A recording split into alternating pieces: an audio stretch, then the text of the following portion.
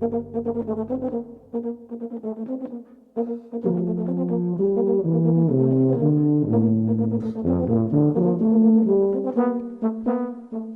and welcome to the latest episode of the Brass Junkies. I am one of your hosts, Andrew Hitz, and I am joined by the lovely and inspirational Lance LaDuke. Lance, how are you this morning? I'm feeling very inspirational. You sound it, man. You absolutely sound it. We have a very special guest. We call them all special, but I generally don't mean it. But he is special. It is Patrick Sheridan, who is I'm guessing if you are listening to this podcast, then you know who he is. He's a wicked good tuba player, as we say up in New England, and has been a friend of Lance's for decades, and a friend of mine for a long time too, 15 years, something like that. And for Lance, it's even longer than that. 26 years, I think. Yeah, long time. So we are mixing up how we're doing the intros now, where it'll just be Lance and I yapping, and then we'll just plug right into the conversation. And we just talked to Pat about a whole lot of really cool stuff, kind of where he came from in terms of the Marine Band and all of that, and then what he's doing now with the Salt River Brass and how the Brass Gym and Breathing Gym stuff came about, and Band Director Academy, which is coming up this summer, and he told one of my favorite Pat and Lance stories ever. Actually, it might be my favorite. Pat, that's a good one. You got to stick around until the end to hear that part. So, I think Lance is going to talk to you about this cool thing we got going on with Patreon, a way that you can help us to support the show. We have had fantastic outpourings of support for this show. It's been overwhelming. I regularly will make a trip to a school and we'll be doing a brass event, and then somebody will come up and say they're a huge fan of the podcast, which is great, and we really appreciate all that sort of feedback. We appreciate the shout-outs that you give us on social media and the shares. One tangible way that you can help us to offset the costs of putting the show on is to visit Patreon, Patreon. And at Patreon, you can give us a donation per episode. And we have some fantastic patrons already who are helping offset the cost of... Actually, I think we have enough right now that the hosting, which is a not insignificant cost for the year, is covered. And we would love to get some more patrons to sort of help offset the cost of the rest of putting the show on. So if you're looking for a way to support us monetarily, that's a spectacular way to do so. So if you go to patreon.com, you search for us at the Brass Junkies. I think if it's just / the Brass Junkies. You can donate $1 an episode, $3 an episode, $5 an episode. You can set a limit on how much you're charged in any given month or over the course of the year. And it's a huge help to us. You won't get charged until the each episode is aired.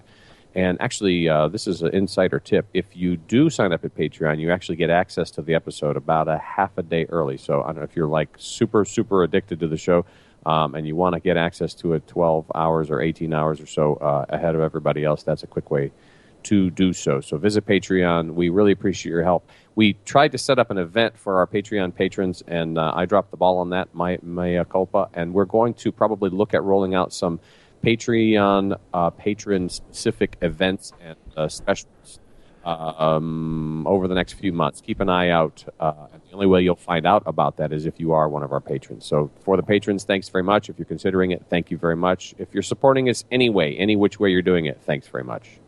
Yeah, it's it doesn't sound like $2 an episode would be all that helpful, but it really is, because we've, as he just said, we got a lot of ongoing costs, and it is very helpful for you to help us with that, and it all adds up one person at a time. So, but we are very indebted to all of you who, like Lance said, have been sharing this and telling friends and giving us feedback. So it makes all the hard work worth it. So. And one last thing is, I wanted to let you know that if you enjoy Pat and the interview today, that he did an interview for me in my book, A Band Director's Guide to Everything Tuba, a collection of interviews with the experts, which is he talks about breathing and anatomy, and it's startling how insightful his interview is. In fact, by the time this airs, it will have already launched the second volume of that, which is the trombone book. His interview is so good that I put it in the trombone book as well, which features interviews with Joe Alessi and Ralph Sauer and my beautiful and inspiring colleague Lance LaDuke here. And you can get all of that at banddirectorsguide.com. Without further ado, we are going to get right into our conversation with Patrick Sheridan. And this morning we are joined by a world-renowned tuba player, Patrick Sheridan. Patrick, what does it feel like to be renowned all over the world? Well, when your picture hangs in the post office, it's tough to grocery shop at your local place. This is... It's a valid point, wouldn't you agree, Lance? Absolutely. Lance, do they still have post offices? Lance, Pat, do you guys know each other? We were separated at birth. Yeah. Oh, yeah, that's right. I forgot. Yeah, we're escapees from a sheep cloning facility. People don't know his original name was Romulus and mine was Remus. The escapees from a sheep yeah, man. We got weird right out of the gate. I like that. That was like at the 30-second mark. So yeah, there's a potential for this interview we could fill up this entire hour with just inside jokes between the three of us, which would be the most off-putting episode in podcast history. But still hilarious. Yeah, it would be funny to us. So I'm putting the over/under on our ability to even use any of this at about 3 minutes. We Lance told Patrick right before we started. He said we try not to swear, but if you do, we'll bleep it out. And that was the funniest thing, by the sounds of it, that Pat has heard in the month of April so far. So, and we're a couple weeks in. So we tend to have we're all road or ex-road musicians. So it's hard to not speak with colorful language. Wouldn't you agree? It's like a comma. It's like so. Lance, do you want to lead the grilling here? Say comma and have it sound dirty before. That's pretty good. It is. Punctuation can be inappropriate. Oh, don't talk to me about the semicolon. Was that your ellipsis is coming my way? Was that your sheep voice? Not.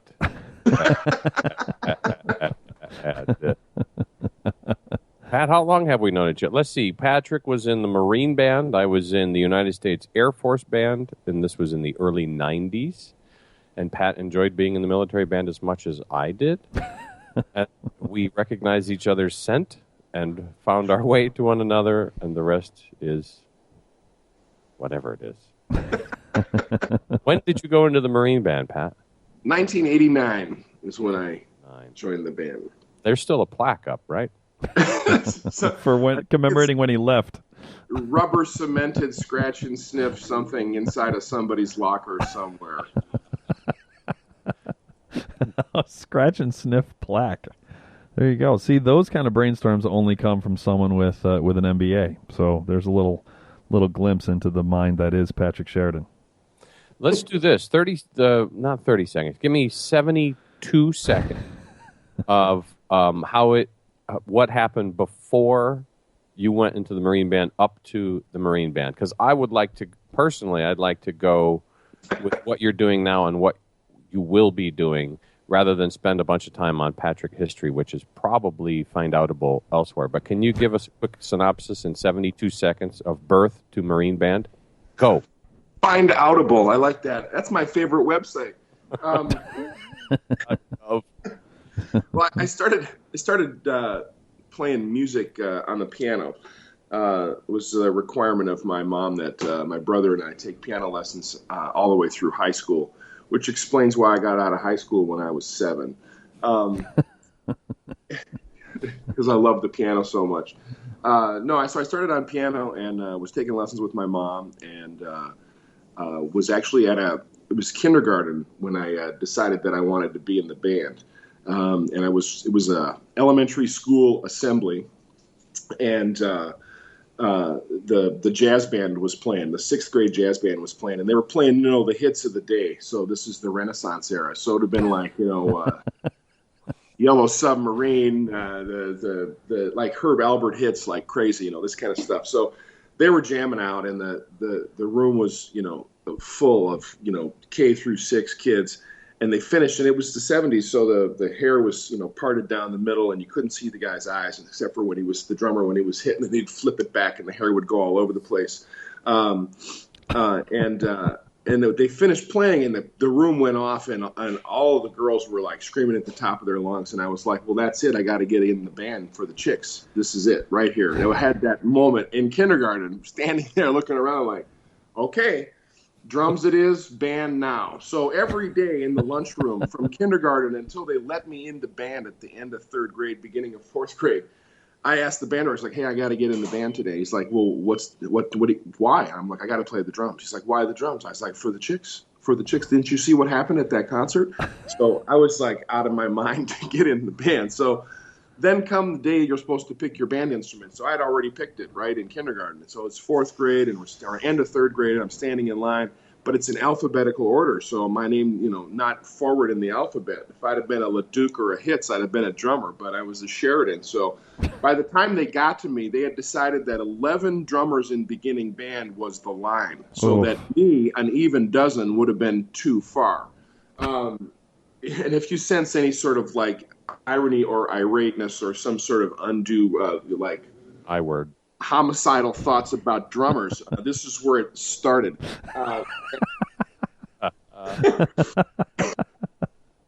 Anyway, so they said, no, you can't play the drums. We already have 11, so you can play anything else. So there was literally a sousaphone in the corner that had no bell on it. It had so much rust on it, you had to have a tetanus shot before you played it. The tetanus tuba.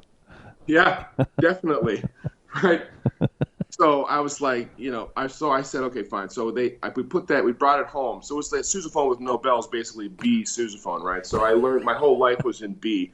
Go ahead, Lance, run with that. And am I past my 72 seconds yet? Please stop me when it is. And no, time moves differently in podcasts. We're up against a hard break, Patrick. Yeah, I know. I could feel it coming. Weather on the 8s.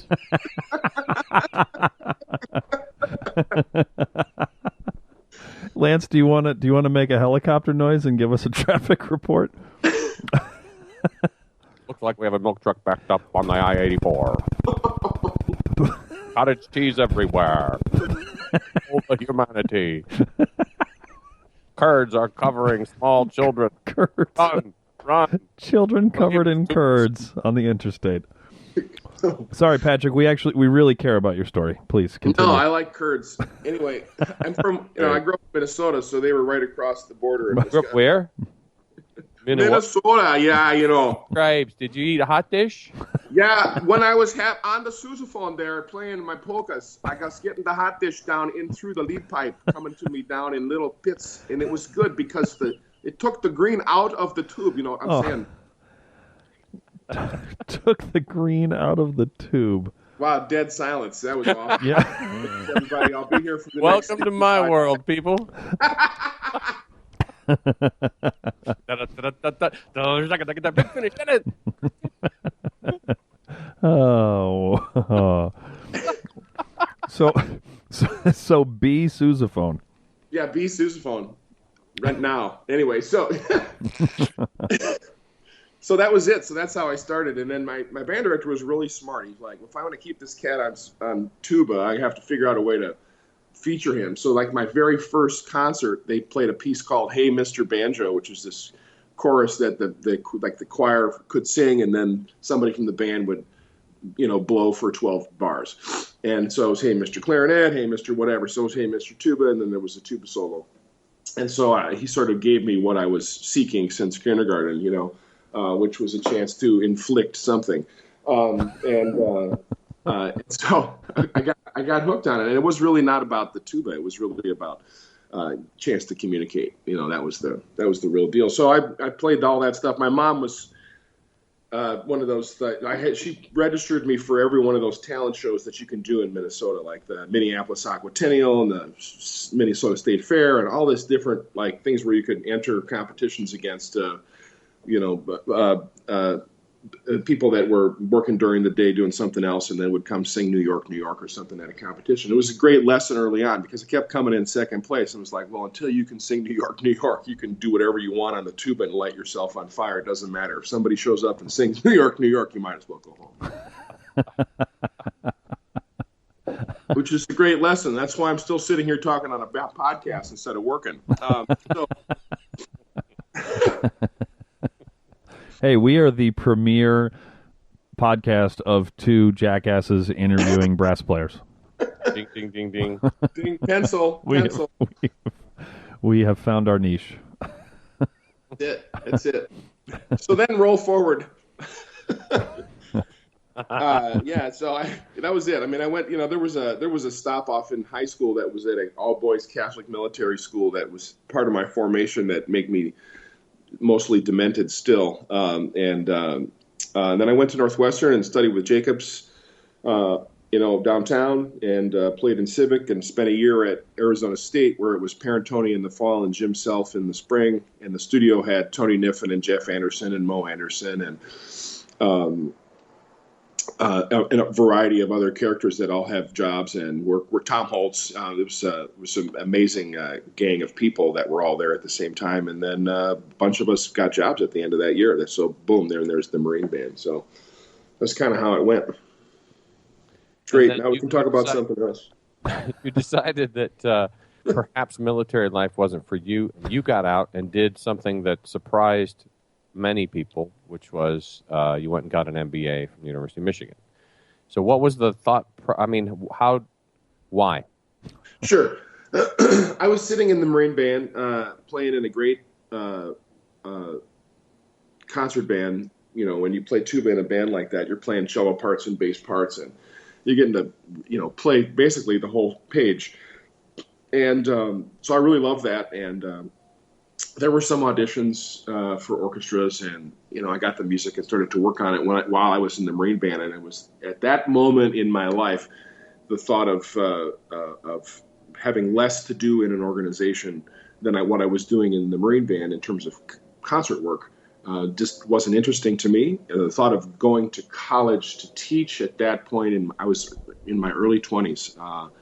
Wasn't registering for me, and the opportunities that I had in the band to be featured as a soloist were the things that were interesting to me, and I couldn't see from the view from my sousaphone in Arlington National Cemetery a view forward to work as a tuba soloist. So I thought, well, that's there were lots of tuba soloists in the early '90s, but they had jobs in universities, or they have jobs in orchestras. And on the weekends, they would get out and that they weren't working, and they'd get out and go play solos with groups. And so I thought, well, I can do that. I can have that as my weekend warrior thing, and then I'll just go use my brain and do something else for a living. So the master's in business is what offered me an entry-level point to a terminal education point. In other words, like a PhD in business is a teaching degree. Like a DMA, you have to have it to teach at a college, but it's not really a degree that you seek out to use in the workplace. Orchestras aren't looking for people with DMAs; they're looking for people that can play. So the DMA really isn't a performance degree; it's a teaching degree. So it's the same as a PhD in business. So that the thought in the business market is that terminal degree for education is the MBA. So I was like, well, that offered me a sort of this, at least a paper ticket to try to punch my card on the other side of the aisle, out of music, so that I could have a job during the week that paid well and use my brain to do the things that I always was good at in school, math, science, whatever. School was never a problem for me. So I'm like, well, I can use my brain during the week and have a job, and then on the weekends I can go be a tuba soloist. And if it ever crossed over into the thing where I could do something more full time, then that I would take the opportunity to do that. But the MBA would offer me a chance to do something else and make a decent living. And so I thought I just dipped my toe in the water of like, okay, I'll see how I do on the GMAT, and then I'll apply to some colleges and see where I get in. And the best place I got in was at that time one of the top 10 business schools in the world, which was the University of Michigan, the Ross Business School. So I went and had a great experience learning those things, and then spent very little time on the other side working because I miss music. So I came back to music sort of armed with this other viewpoint about how to look at art, which actually, Andrew, you and I talked about on the Entrepreneur and Musician. Yeah, that you read my mind. I was going to give a plug. He was the second interview that I did for TEM, which you can find by going to pedalnotemedia.com. And then if you scroll all the way down in the TEM blog, you'll find links to our conversation, which was really fascinating. Just talking about, maybe one question that you got into a little bit, or you got into, in detail in that interview, but if you could just touch on how did your career path get changed when you came back to the music side as a result of going so deep on the business side in terms of studying?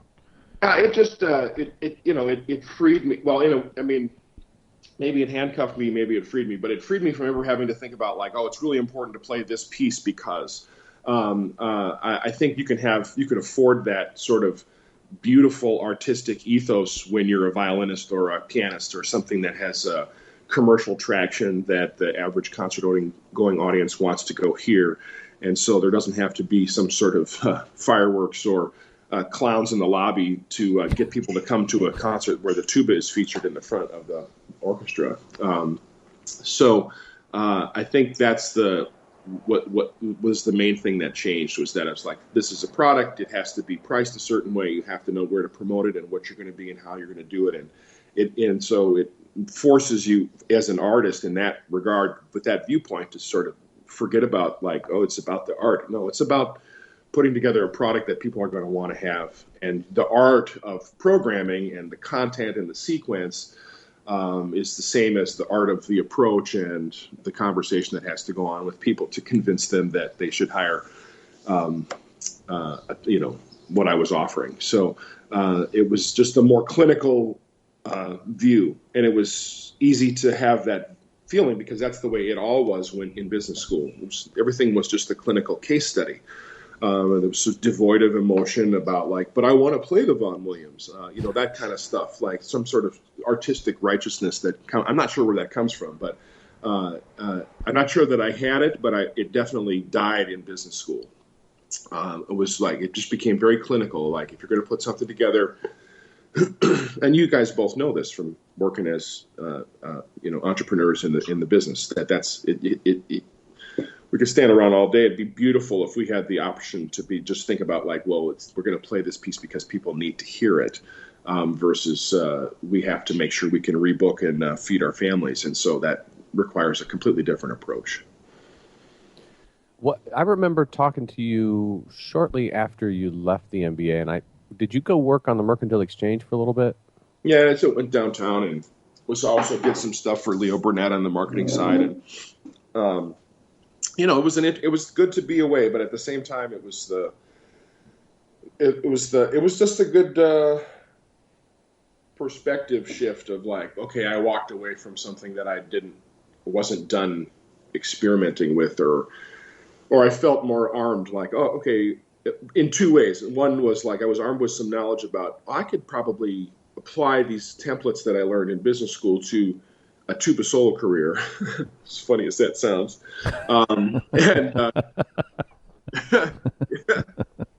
laugh the tuba players and the euphonium players in the room, right? But it was also the other side of it, which was that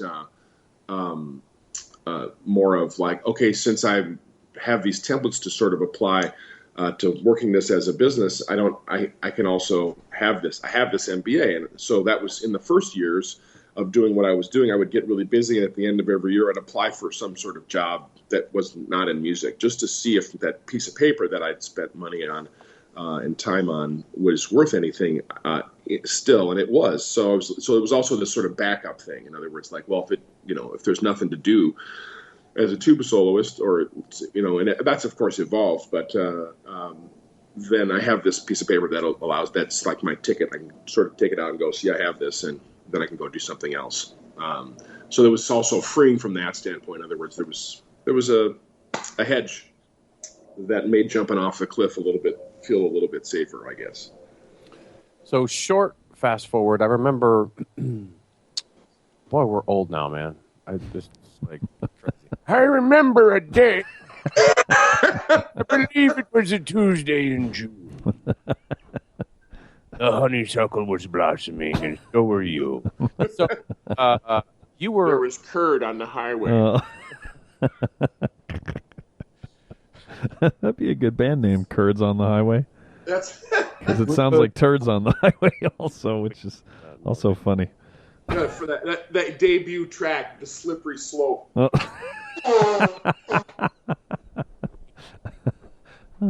So you, within pretty short order, ended up traveling the world literally for, well, I think you were out about 300 days a year there for a little while, right? There were a couple of years where I crossed over the 290 mark into the 300s, yes. Jeez. So what, let's talk about that, and you can talk about it from any angle you wish. I mean, it's just sort of crazy. Careful. Most of the listeners to imagine being on the road for 300 days a year. But mechanic, like how did you get that set up? What were the gigs like? How like what? That's a crazy number for anybody. And I remember talking to you at the time and wondering how you were still walking around the planet. Well, I was in pretty bad shape. I was a giant 400-pound human with not a great marriage. There were some serious personal costs to traveling that much. That's for sure. See, that's actually when I met you, so I just thought that was your natural state. Let's observe the Sheridan in the wild.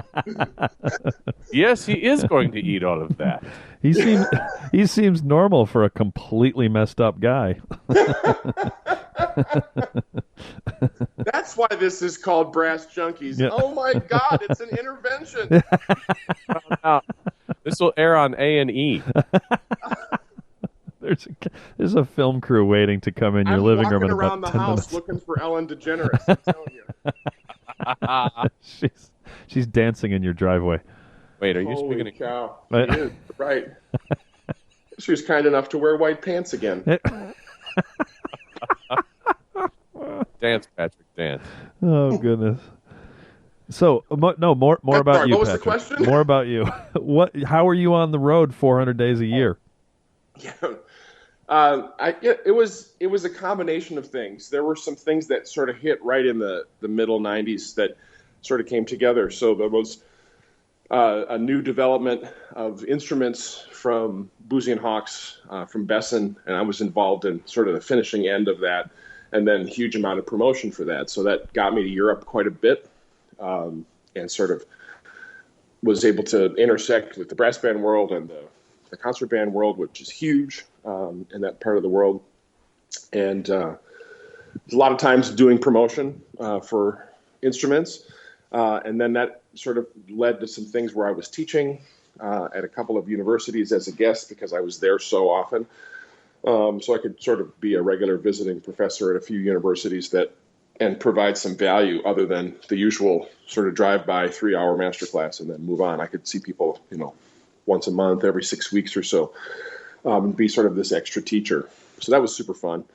And that was probably in that time where I started to think about like, I have to. You have to. It's like being a doctor. Like, if you're gonna teach, you better know what you're talking about and try to make sure that you're not screwing people up. And so that was sort of the beginning of, or sort of actually coming back from having studied a lot of things that had to do with anatomy and physiology in college at the behest of Jacobs, who said I had to take these classes. And it sort of came back around because I started to do this teaching alongside of all the playing. So that sort of started up then. And then the rest of it was is everything that I could do. And it was like there were allied concert tours with Rich Ridenauer, which were plentiful for a while. And as long as we wanted to do that, drive 500 miles, play a concert, drive 500 miles, play a concert lifestyle, which was pretty brutal.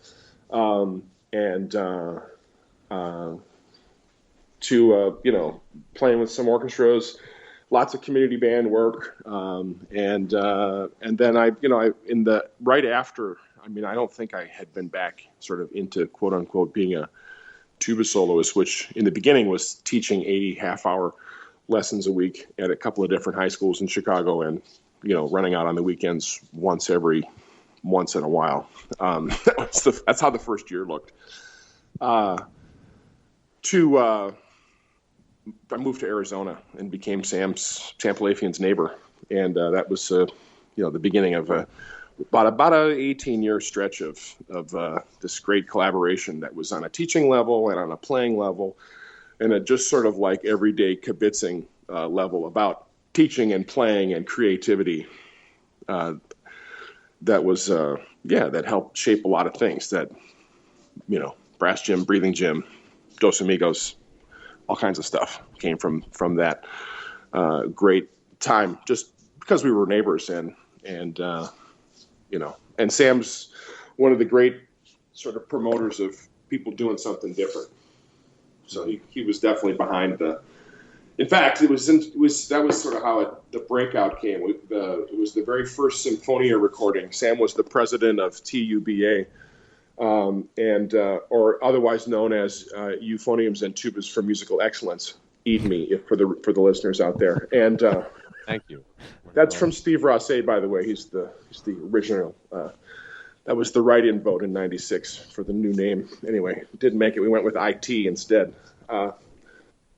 Thanks for leaving the bags off of that, LaDuke. So anyway, so Sam was in town to do the first Symphonia recording. He's currently the president of ITEA, Tuba, whatever it was at the time, and he was like, "Hey man, you got to do this solo thing. You got to, how he can be super persuasive." So it was like, he was staying with us in Chicago, and I had already had these feelings of like, yeah, I really got some unfinished business, and so then. By the end of that, I was like, yeah, I think I'm going to put my toe in, see what happens. And then about less than a year later, we had moved out to Arizona. So. And two things. Why did you move to Arizona? And the other part, and you can pick which other one first, but how did you get involved in instrument design? Like, how did you learn to do that? Okay, cool. The Arizona thing was twofold. One was being in a place where there wasn't a lot of financial pressure. So Arizona in the mid-'90s was an extremely inexpensive place to live. So with half a household having a freelance career, it made the pressure easier.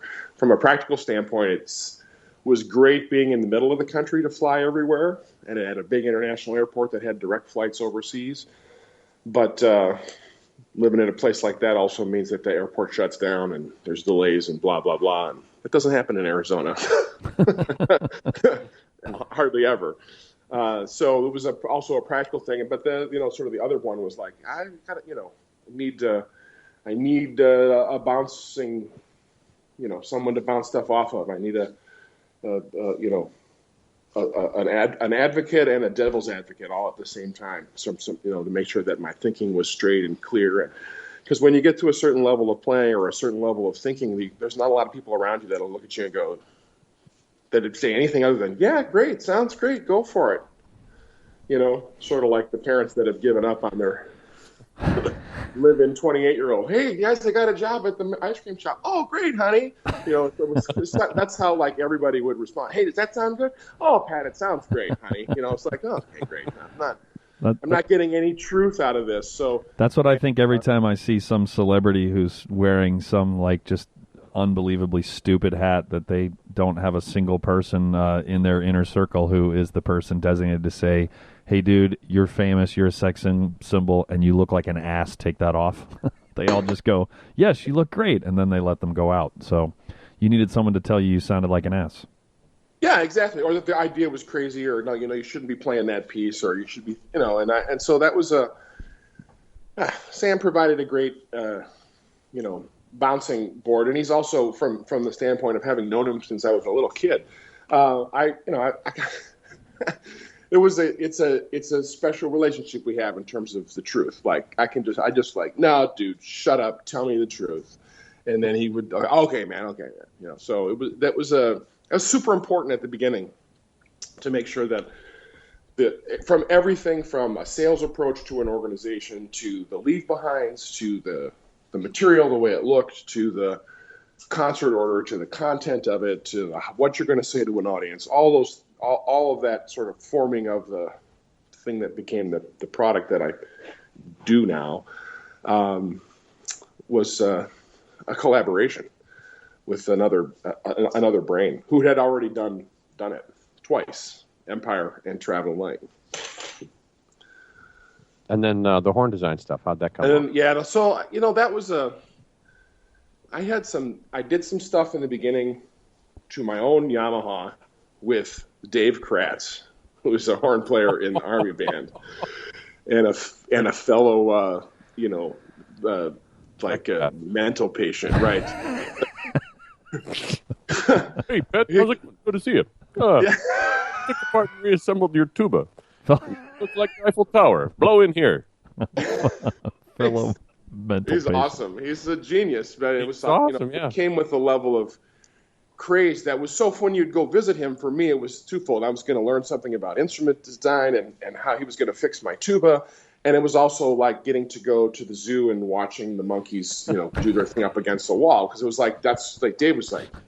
You never knew what was going to happen, and it was awesome. I think he was like on some sort of anthrax antibodies or something to make him act like that. But it was a beautiful thing. So it was always an enjoyable thing. But he was like, well, he's like anybody with a passion for something. He was into every detail of every part of everything. So I learned a lot from him, and that spawned you should read this book on acoustics, and you should read this book about metallurgy, and then I got out and had a brief stint repping the instruments of Yamaha, which I was playing at the time, and learned some things from the Japanese engineers that I had contact with. And then when I went to Besson, the first time I went to London for 2 weeks, and we worked on what became the 983 E-flat tuba and the sort of finishing it. They had done a ton of work previously, and then the B-flat version of it as well, excuse me. And in that 2 weeks, there was that approach at Besson at the time was a really very much sort of a combination of New World and Old World. So they had a guy that understood how to do what he needed to do to make things friendly for the engineers so they could implement it on a mass production line. But truth be told, he was the mad professor in the back room who could, take a flat piece of metal and make a lead pipe or a bell or whatever. He could make anything from scratch. So he knew the whole hand side as well as how to integrate that into sort of a machine mass replication process. So I learned a ton of practical information from just standing and watching and talking and having musical reactions to playing and watch what that would mean in terms of which, what hammer he'd use, what he would change, which part of the instrument he would change based on what I was saying musically, and then what that would mean the next time I would play the instrument. And so trial and error and getting a chance to be next to people like that. So that was Paul Lawrence at Besson, and then later Besson did a big collaboration with Walter Inertial. I learned a ton from Walter. And then along the way, you meet the people in the business like Thomas Lubitz from Yamaha and Bob Malone, and you have conversations, or you have, or you look at their work, or it's just like anything else. You get a passion for it, and you start to delve in and have different types of conversations with people that are experts in those areas, and via trial and error and being a fan of the history of the development of brass instruments, and getting a chance. We've had for years, in our midst, a great historian of brass manufacturing and development, Steve Dillon, and the brains behind the hands, Matt Walters. And so to talk to either one of those guys is a huge lesson as well. And Matt, of course, has been a huge, and Steve, contributors to great instruments for tuba players and euphonium players to be able to play. Trombones as well, trumpets as well. That's kind of where it came from that. And it was, you guys know me well enough. It's like, I don't, if I'm going to do anything, then it's like, okay, gotta jump all the way in. I can't sort of think around. If I sort of put my toe in, it sits in the corner and gathers dust, you know? Your toe sits in the corner and gathers dust? Is it removable? Yeah. Well, they're big. Sheep toe. Toe. But it was that sort of idea, but I had this great access to information of people that were all equally passionate about what they've been doing, and several of them, like Walter, mid-career, Paul Lawrence, that had a huge career and near retirement, expressing interest in making sure people knew the information and that there was some sort of thread of knowledge to move it forward, and that because there's still for as much science and that we would like to have to replicate things exactly, there's still a little bit of gray areas that make certain things play better than others that are in many cases not exactly replicatable. One Bob Malone trumpet to the next, one Monette trumpet to the next, special to one, not to the other player, So that on that level of development is still a very interesting sort of mixture of experimentation and emotion. And on the sort of the college/student level, it's about trying to find the things that we can replicate over and over and over and over again for consistency, and trying to do them on the highest level so they are, hopefully as good as close as a handmade special instrument as possible. That's a fun challenge to be involved with. And in the last two cases for me, they sort of comes with these other extra challenges of working trying to create models of instruments that have multinational appeal, where there's so much nationalistic tradition about certain instruments, is a huge challenge to companies to be able to create a global trumpet, even though there are niche pockets of very specialized things that would require things. So trying to come up with an instrument that'll hit the 85% of the market is a worthy challenge, and it's working now with Jupiter for the last years. It's great to be involved because they still have some cost advantages which can allow more people to enter the market of playing music than the market of $15,000 tubas, which has shown up and not gone away. So, let's which excludes people. It keeps people from being able to do the things that they'd like to do. Sure. Because the cost of entrance is it's like, tuba or car. Right. You can buy the card to then not play the tuba gigs to take you to the lack of gigs. Right. Let's jump to present day, Patrick. You have your hands on a whole lot of stuff, including Salt River Brass. But why don't you tell us what your main passions are today? Work, just trying to work. I mean, it's a variety of things now. I get to play the tuba as a solo instrument frequently, which is awesome.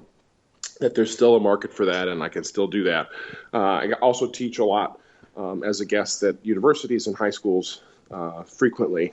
Sometimes, sort of in the vein of outreach for a large retail organization like Music and Arts, or musical instrument manufacturer like Jupiter Band Instruments, or more of an educational thing where I'm in the music ed departments having me in to work with the bands and to talk with the music ed students about becoming teachers, or working at a teacher in service to teach things like breathing or brass basics or rehearsal techniques, etc. So that's sort of the variety of work that goes on during the year. It's kind of concert clinical work.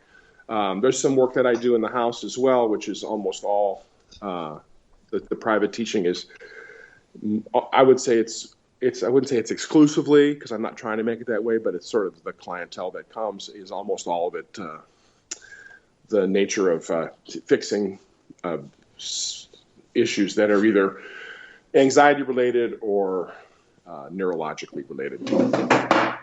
So that's the private stuff that I do in my house, and that's not very much, but it is some. And then I've had the great fortune of sort of early in my career traveling to Europe and seeing all these wonderful brass band and concert bands, which are, they call them amateur groups over there because they're unpaid. Here, amateur sort of has this connotation of quality, and over there it just means not paid. It's not a quality designation. But I got to see these groups that just run for the sake of the creating culture for their local town and creating musical opportunity to make that connection for people that love to play music.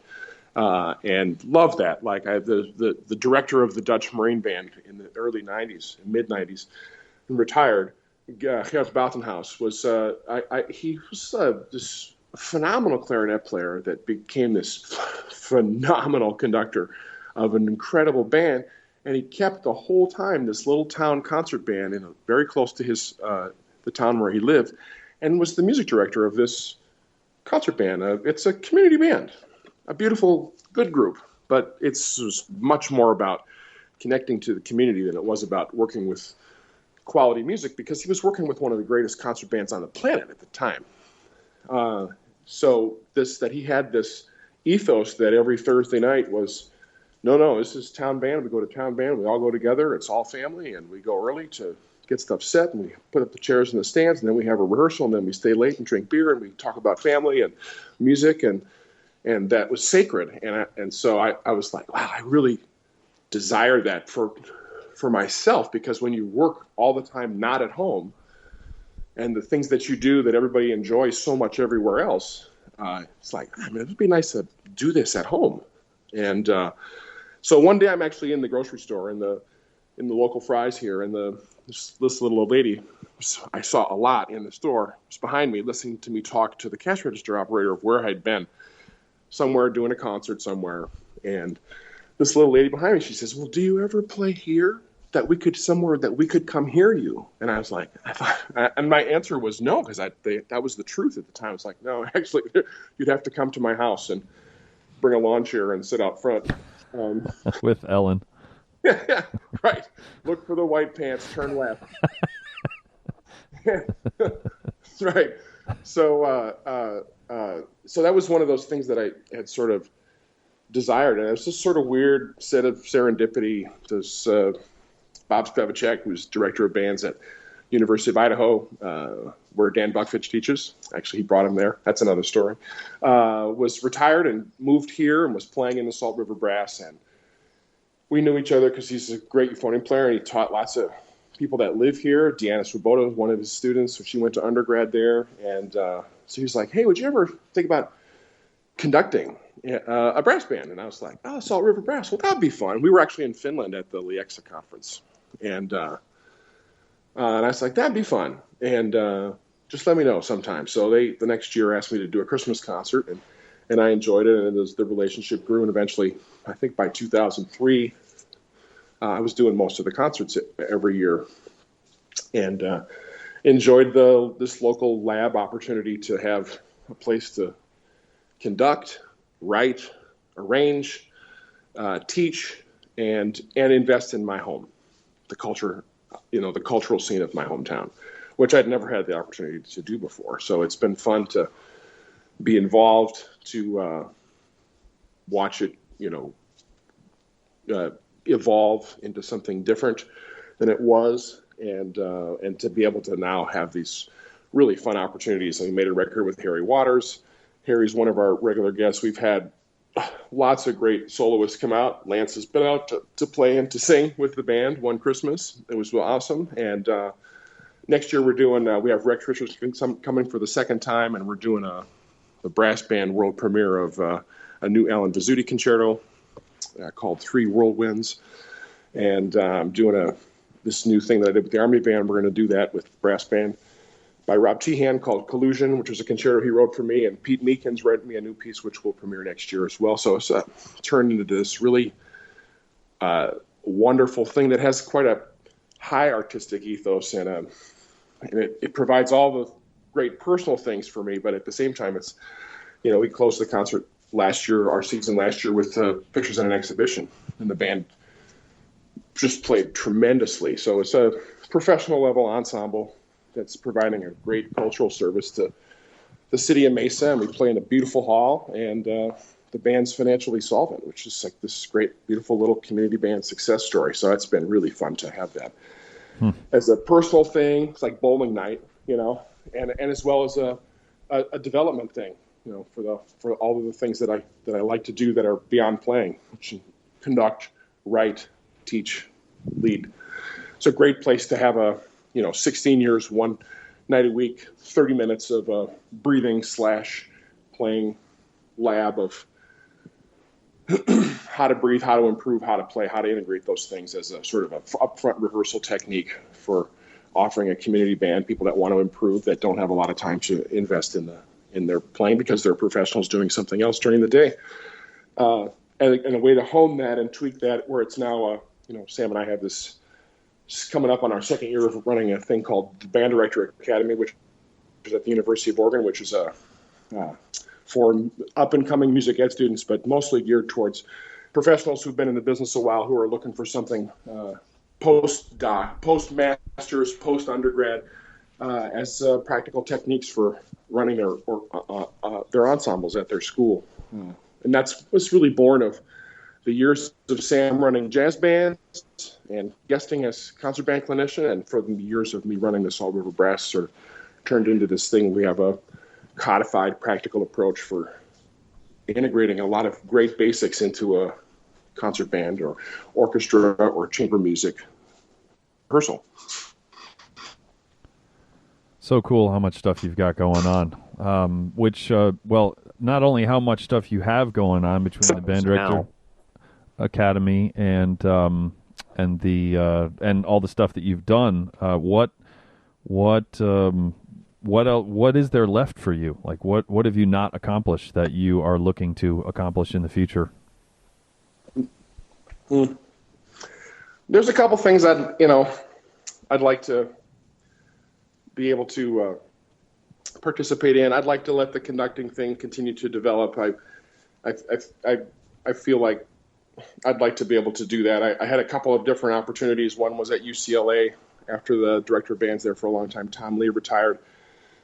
There was a gap of a few years, and I took the group, the wind ensemble at UCLA for 1 year, and I fell in love with the band directing aspect of it. The ensemble was fun, but wasn't really about directing a band. It was this idea of leading an ensemble of students and having some part of the investment in developing their taste in music and providing them an opportunity to engage in things that they wouldn't have received otherwise. That was the part that I really loved. I was like, I wish I could live close enough to sort of do the rest of it and sort of have this, instead of 8 or 10 or 12 tuba players and euphonium players in a studio, but having 65 or 70 students across all the instruments at a school, and being a part of that kind of development I really like that. So I expect for me to be seeking something like that in the future,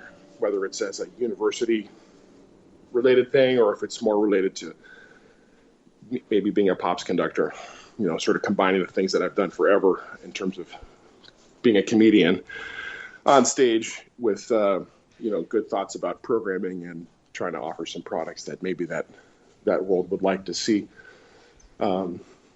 That's about, there's some things I'd like to do with the breathing gym in terms of getting it available online and a subscription-based sort of an idea where you could, hook in any way. In other words, I could be here as an athlete wanting to do these sequences. I could be here as a trumpet player wanting to develop my whatever, or I might have COPD, and we've got exercises that help people with those types of situations. So everything from the athletic training to the musical training to health and wellness and quality of life situations for people that have, suffer from a variety of difficulties health-wise, that breathing can help. That we've seen connect in lots of anecdotal ways and some small study ways at Indiana University and locally here at Banner Healthcare. But it'd be nice to get that up and running. And so that is such a, while obliquely connected in terms of the music side, the athletic and the health and wellness side is really not connected to music at all. And I think it's my fear of it getting successful or sort of taking my life over that would take me away from music that sort of made me leave it on the shelf. Like, it feels a little bit like Pandora's box. Right. So that's the sort of I'm still sort of like, yeah, but I got stuff that I really want to do in music still. But that's kind of what's there. I'd like to do more conducting, and I'd like to try to blow the breathing gym out so that for wider access to people and because I know it's helped lots of people in lots of ways, from COPD to pediatric asthma to anxiety to smoking cessation. It's been used by loads of people for a variety of clinical applications. And it's just because it's, you don't have to do too much internet searching to find out that timed breathing is a good thing. But it's the fact that Sam and I come from the world of teaching. So it's this codified approach that is what so many clinicians outside of the music world like about it. Not to plug the TEM interview again, but I'm going to. If anyone has any is wondering at all how that all that breathing gym stuff came about, which the materials that both Sam was teaching Forever and a Day and Pat were teaching were around long before it was called the Breathing Gym, and it was anything that you could purchase. And he goes into detail about how that went from curriculum that was distributed orally and through some like photocopied handouts in multiple languages back in the 80s and first half of the 90s to a fully formed product for sale and multiple products. It's a really fascinating story. So there'll be a link to that episode in the show notes. But if you have any interest in that at all, it's fascinating how it all unfolded. You mentioned UCLA.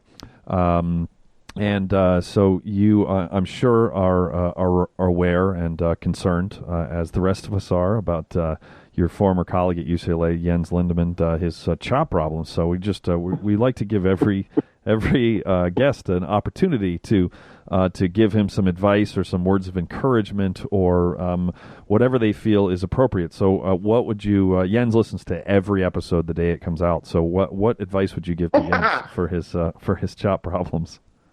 Yeah, well, I mean, there comes a tipping point, and when it's time to look, over your shoulder and think it was a good run. So basically give up. Yeah, I mean, without saying it, there it is. I don't know what you really say. Yeah, I don't know what you add to that, Lance. What do you want us to plug, Mr. Sheridan? It reminds me so much of exactly the same thing in the early days of Brass Band of Battle Creek, when Marty would constantly look down at me or over at Dan Neasley or at the Badger and go, "Oh man, it sounds great, but there's this little buzz in your sound. Have you noticed that lately?" And every once in a while, he'd hook a fish. Like, he got the Badger more than one time. Look. And then Chris would look at me and was like, "Do you hear that too?" And I'd be like, "Yeah, man, it's sad. I don't know what the hell's going on." And he'd freak out, and like 9 mouthpieces would come out with 65 rims. Doug Elliott would be in the other room on a lathe with a golden shower of light shining down upon his creative work. It was unbelievable what would happen. So it's the same thing. Do you still have that video, Lance, that you took of me? That we remember you we were in Miami for AB something, ABC to Goldfish, I think, and AB something, ABA, ABC, AB. I don't remember. Yeah, and we were walking into the hotel, and you took a video of me, and you're like, "Hey, Pat, give us a couple words about Jens," and I went off. It was a great thing. I don't think I had a phone at the time that would allow me to save anything like that. So I will. Anyway, it reminds me of Marty so much of doing that in the brass band of Battle Creek. He used to mess with everybody. There's that funny thing in here, and he'd get him like at the break and off to the side, and make them so paranoid. Oh. Hey man, tell the story. See, I've told this story many, many times, but I want to hear your version of the story of the day that we kissed. Oh, this is an all-timer. If you're driving, pull over.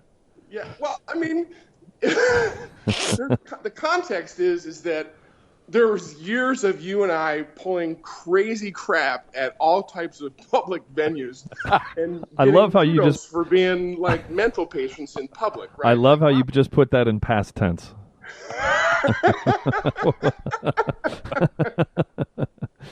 Well, we don't past tense together so much. Past tense to the kiss. Yeah. Okay. Well, we used to get to misbehave in public together at the same time, and now it's more the court order has not been lifted, so we still have to live 3 time zones away. I know. We have to meet at a small city in Iceland, otherwise it's done. Like some sort of pre-directed place from Edward Snowden. Please tell us. I think you guys were mentioned in the Panama Papers, actually. Yeah, I got that offshore hot dish and tuba company. It's canal. I just keep forgetting the C. It's my fault. I know. C anal. I love that channel in Europe, by the way. Sometimes it comes with a plus. All right, so back to this is bad when I'm trying to corral us back on task and I'm trying to get you to resume the story about when the two of you kissed in public. Okay, so anyway, Lance and I had this, we already had a reputation of being, jackasses in public at a variety of events in a variety of states of consciousness, shall we say. And so we're in a lobby before or after, I don't really remember. I think it was after a concert or between concerts. And I think it was when we played outside with Doc Severinsen, with the brass band. Brass band festival or something. Yeah, something. Anyway, but it was in Battle Creek, and so we're in the lobby of some schmancy hotel in downtown Battle Creek, Michigan, which probably can be only one place, I guess. Then, and, I was just thinking downtown. Okay, thanks for clarifying. Downtown, fancy schmancy Battle Creek. Wow, it can only be one place. The Copper Bar. No, anyway, so everybody was hanging out, and people were laughing and giggling and doing what musicians do after concerts. And there might have been, a tab running over, and I don't mean the diet soda at the bar. And tab's got sass, right? Thirsty throats, And so I think there was a lot of double tonguing on the program. Anyway, so Lance and I were looking at each other like, hey, let's do something really crazy. What could it be? Oh, let's kiss each other. Let's go for it. So we're laughing, going, that'll be awesome. Let's do it. So we went at it like it was porn. It was like it was a beautiful moment for two men in the middle of a lobby, especially if you consider the moment in history in the mid-'90s, actually. Right? And we got done and looked around and nobody saw it. We were like, gosh. So instead of saying, okay, maybe we should just move on, that was awkward, we're like, nah, let's do it again and just tell everybody what's about to happen. Oh. So we're both like, hey, guys, come on, look, we're going to kiss. And they're like, what? So what? So what? Whatever, man. This is the first time we've seen you guys in pants for 3 days. No, we care about kissing. That's right. Oh, you're going to touch lips with clothes on. Okay.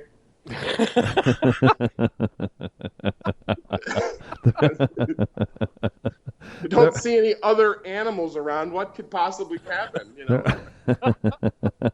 This is just like it was hilarious because this was the most outrageous thing we could do. And then when we asked everybody to check it out because they missed it, they were like, "That's not that outrageous. Shut up."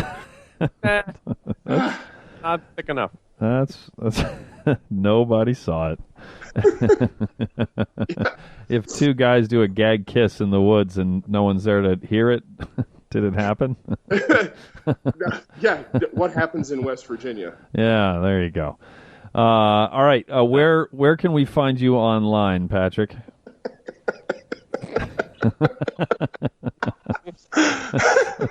We better get out quick so that people can block this website. Yeah, you're at Patty O Sheridan, right, on Twitter. Not on Twitter. That's there in the Facebook feed are probably the things that are the most current besides my website, which was designed in 1964. Yes, it is funny. The bio the last time I saw it was like, and last year Patrick joined the Marine Band. It's like, yes, so it's just a little behind the times. Yeah, I know. It's my online proof that I have one room in my house that's a filthy mess, which is true.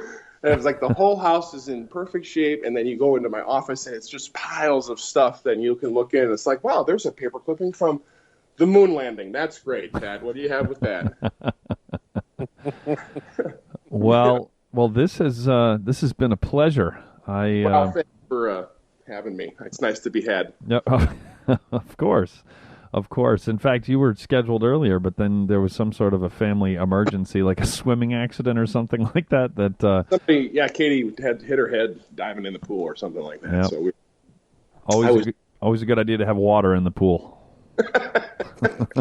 It's very important.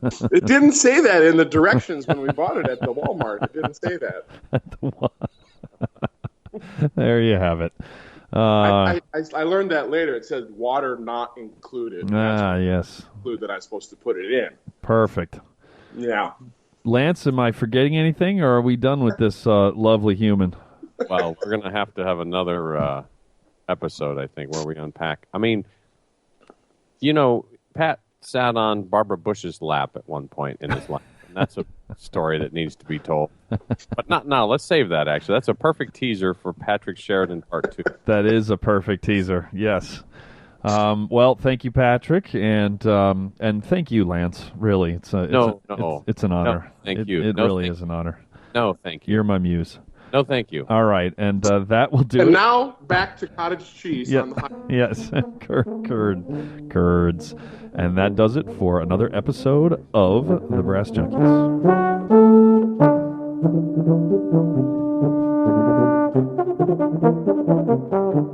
You've been listening to The Brass Junkies on the Pedal Note Media Podcast Network. If you would like to help support the podcast in order to make more episodes like this one possible, please visit pedalnotemedia.com/donate for more details. Also, be sure to check out our latest recording, The Brass Recording Project, at brassrecordingproject.com. The Brass Junkies is produced by Austin Boyer and Buddy Deschler of the Fredericksburg Brass Institute. Executive producers are Andrew Hitz and Lance LaDuke. This has been a presentation of the Pedal Note Media Podcast Network. Ho!